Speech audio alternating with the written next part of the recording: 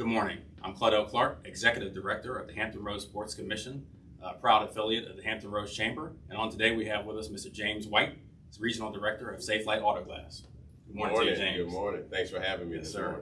Those who know James know he's no stranger to the sporting world and a very impactful community partner and business leader. James, we certainly appreciate this time. I appreciate you having me, and I'm very honored to be the chair this year for the Sports Commission. Gotcha. Well, welcome to another edition of Chamber Chats, and let's get started with this. James, just how do you see the regional impact of sports to the 757 region, and what are some of the things that stand out to you that you feel like we could increase that impact? Well, looking from an economic standpoint, I think that it's a big factor in our region, but I also think that there's a lot of opportunity to do even more. And I think really the key to that, and I'll probably bring it up a couple of times while we're talking, is regionalism, and bringing the different municipalities together and having that strength of one as the 757. But when you think about it, it drives our hotel business, our tourism, and we have so much to offer to the families that come in when we have these sporting events, the ocean front, the theme parks, things that folks can do outside of just whatever sporting event that they're here for. And it drives and affects everyone in the community. We talk about major sports, we talk about regionalism. You as the board chair also of the Hampton Roads Sports Commission, we thank you for your service there. We talk about the planning of the Junior Olympics. And this past year due to COVID, we did not have that. But those who know about the Olympics know that it was nearly a $50 million impact to this area. And we're very excited about the planning for that in 2026. Tell us a little bit about how that positively affects the region and how excited should we be to anticipate the Olympics coming back in 2026. We should be really excited as a community to get the Junior Olympics back. Regardless of the business that you're in, there's probably some kind of positive impact that an event of that magnitude coming to Hampton Roads has on our community. I mentioned earlier the restaurants, the hotel businesses, even infrastructure type businesses with traffic and travel. In my business, that it drives more revenue for us. Just the fact that a lot of these families are driving in, and unfortunately they may have some things that may happen with them, a cracked windshield or something on the road, but it's just that many more vehicles, that many more consumers. The more people that we bring in and get a chance to experience our area, just the better, and the impact is wide across our region. When we talk about the area, we talk about attracting families, sports, opportunities to the area. What are some of the things that attract people to this area? Is that water? Is that geography? Is that accessibility? Absolutely. What things stand out to you? Absolutely. Well, you can't bring up Hampton Roads and not bring up the water, right? So having the ocean front, but then also just west of the highway, we've got the theme parks and water parks. We've got Colonial Williamsburg, the ocean front, the Norfolk waterfront is amazing, beautiful. And it's just whether you love boating or swimming or surfing, if you love theme parks, whatever, we have it here.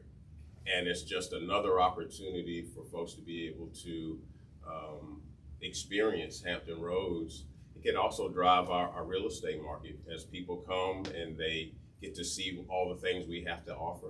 It drives people moving to our area as well. So sports is a huge economic driver for us, and the potential is limitless. When you talk about potential, when you talk about those amenities that we have, facilities, resources that are so attractive, could we venture to think about a pro team one day? And if we could, what are your personal preferences about what could come? So you're taking me right back to regionalism when you say that. So I think our biggest opportunity is to think more on a regional basis. When you think about Hampton Roads and you look at other markets, and I won't call them out, but you know who you are.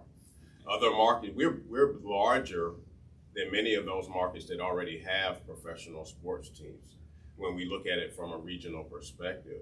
So this area, and then also when you think about the number of professional athletes that we produce right here in every sport. So I really think that we could support any type of professional team: football, basketball, baseball, even MLS. If we can figure out how to come together and make that happen, and it would be just great for everyone. Think about the revenue, think about the jobs created, and then just the opportunities for young individuals that attend colleges, the many colleges and universities that we have here, to be seen, have a hometown professional major league team of some type. So. Certainly. Well, you talk about the showcasing of things, the being seen of things. Tell us a little bit about how the high school and youth sports scene affect the economy. We have so many sports: soccer, baseball, track and field, lacrosse. How do those youth leagues push and drive our sports economy? Sometimes that gets overlooked when you start talking about pro teams and colleges. Mm-hmm. But tell us a little bit about the youth, which you're so involved in. Well, they have a big impact on the economy as well.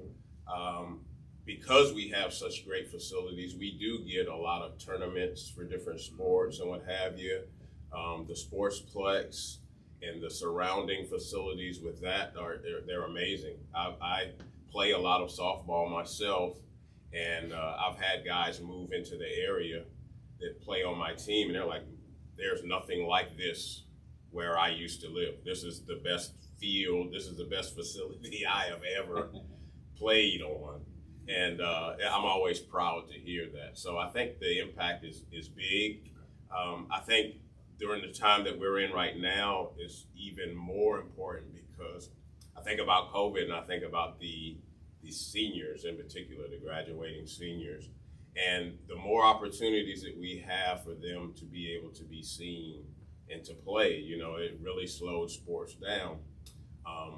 But those opportunities drive the colleges and universities. It drives their ability to be seen and recruited. But then it also drives the economy, because we're bringing in those tournaments and those showcases, and those folks all have somewhere that they need lodging, they've got to eat, and they want something to do outside of just the tournament. When the tournament is finished for the evening, where can I go and have fun and be safe while I enjoy those things? And oftentimes it's a whole family that travels with the athlete. So certainly even more sports tourism there, as we talked about. You mentioned the Sportsplex, you mentioned new facilities online.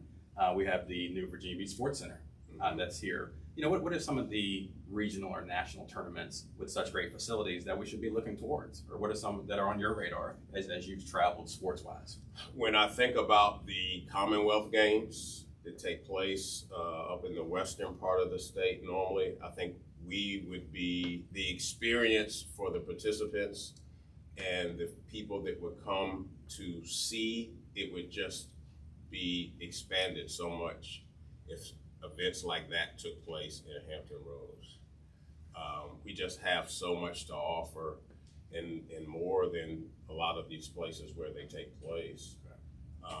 A lot of that is driven around the university that's there locally, and we have several. So, just the ability to handle all the different sports, whether it be track and field or softball, baseball. And a lot of people don't realize the Commonwealth Games are really the state of Virginia's version of the Olympics. So, yeah. Good. And we just would be remiss if we did not allow you to talk about your community efforts. We know you've done all sorts of things in baseball, softball, but across a lot of other sports, the MEAC, the Tides, and youth sports. Tell us a little bit more about your own personal community involvement, Safelite's community involvement, and then your future vision on those things. Okay. Well, we're very proud of our partnerships that we have in the community. I think as a business leader, we owe a debt back to the communities that we serve, and we should be a part of those communities, regardless of the size and the scope of your business. So we've been partners now with the Tides for several years, and that's been great. It's allowed us to have the ability to partner with them and go in and redo a lot of the Little League baseball fields. They do a couple a year, and we've been able to partner, and my folks have been able to volunteer and be involved in that. But yes, we've been involved with the MEAC as a sponsor, Old Dominion. So, you know, I'm always looking for opportunities, and we owe it back to the community that we serve. We want to be a community partner, not just a consumer of what we can get back from the community. Well, those efforts have certainly been noticed, and our hats off to you from a chamber perspective and a sports commission perspective for the things that you've done. Thank you, I appreciate it. No problem. You know, but on behalf of the chamber, on behalf of the sports commission, we certainly, again, appreciate your board chair service, pushing myself and the board members to, you know, think outside of the box, especially during this time of COVID and uncertainty. And, you know, we just can't thank you enough for what you do for the chamber and the sports commission. Thank you, and see everybody at the Summer Throwdown. Yes, sir. Big cornhole tournament coming up. 17, 18, Jordan Campbell, Alan Rockwell. I've got my form together, everything. I'm ready. Well, we appreciate you, James. Thank you. You know, to our listeners, we thank you for tuning into this edition of Chamber Chats, produced by the Hampton Roads Chamber and the Hampton Roads Sports Commission. You know, the Chamber just setting the conditions for business, being an impactful advocate, and just really, you know, driving business in this area. We thank you for your participation, and we look forward to your tuning in for our next show in about 2 weeks. Thank you.